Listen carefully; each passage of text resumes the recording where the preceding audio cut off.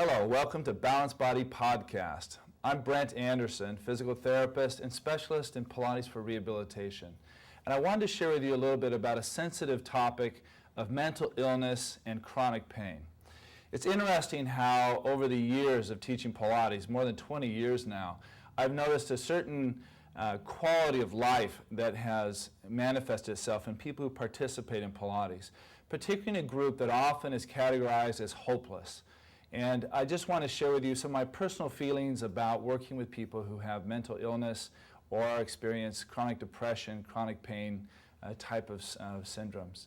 And one of the things we've noticed in our research, more than anything, is that successful movement experiences shift the paradigm of our belief in ourselves.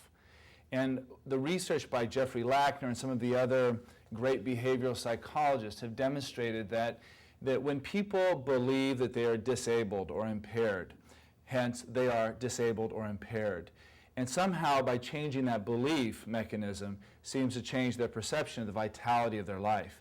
Joseph Pilates, in his book Return to Life, talked about how people who participated in this whole body, whole mind, whole spirit activity could enjoy the vigors and the zest of life.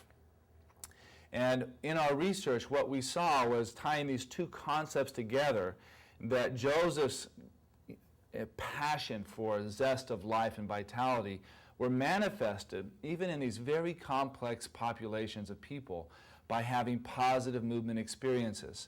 Now, in order for you to make that successful, the key is not necessarily to be in the Pilates business, but to be in the people business using Pilates. And what I mean by that is making sure that every movement experience for your client is a positive movement experience without pain. This is the key. The other key is that the positive movement experience without pain also exceeds their expectation. Depending on the duration of the chronic pain and even some of the mental illness that our clients suffer from, will also depend on how long they must have positive movement experiences before they start to note the shift in vitality.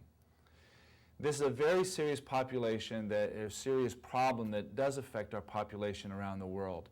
And I just hope that you can enjoy the benefits I've seen with my patients with those particular problems that have benefited greatly from doing consistent Pilates 2 to 3 times a week, successful movement experience without pain that exceeds their expectation. I look forward to seeing you on the next Balanced Body Podcast. This is Brent Anderson signing out.